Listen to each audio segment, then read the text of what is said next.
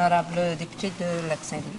Thank you, Madam Speaker, and I thank the honourable member for my honourable colleague for splitting his time with me. First off, I'd like to say that the motion is commendable, and I'd like to congratulate the honourable member who brought it forth. But before I get into the specifics of the motion and the substantial aspects of the motion, I'd like to briefly mention that this motion raises another issue which is important to discuss, and that is the need for a national water strategy. There's a problem, there's a vacuum at the national level when it comes to water policy. As a matter of fact, this summer, when the first ministers met in August, at the very end of their meeting, the Premier of Quebec acted as their spokesperson and said that, in fact, the First Ministers had decided to take some more aggressive measures in the area of climate change and in the area of freshwater management. And the reason the Premier of Quebec gave for the need for the First Ministers to take up this challenge was the lack of a national water strategy. More specifically, he said, because of the lack of federal leadership on water. That seems to be a familiar refrain. The lack of federal leadership. The lack of federal leadership necessitates action at other levels.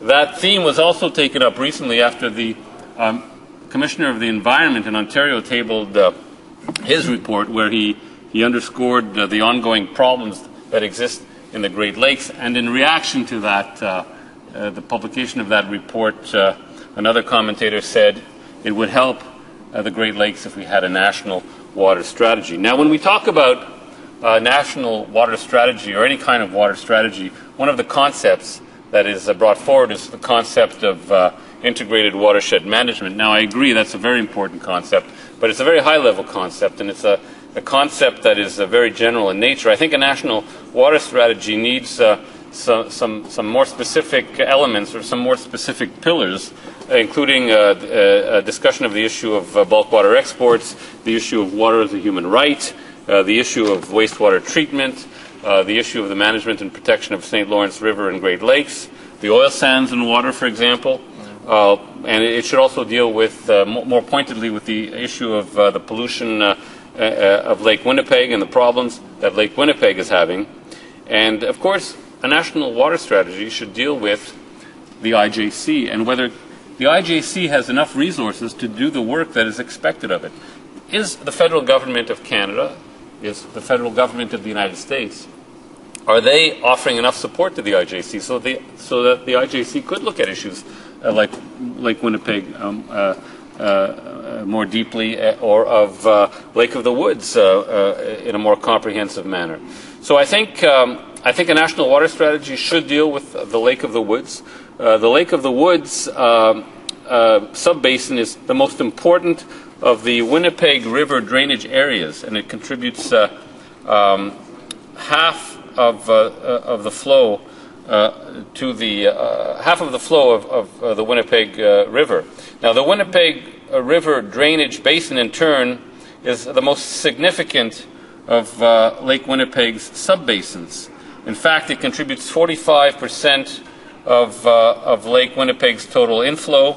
It contributes, unfortunately, 25% of the nitrogen loadings of Lake Winnipeg, and it contributes 12% of the phosphorus loadings of Lake Winnipeg. So we can see that the Lake of the Woods, beyond being a beautiful area for cottagers and tourists, plays a very important role in the health of the larger watershed, and more specifically in the health of Lake Winnipeg.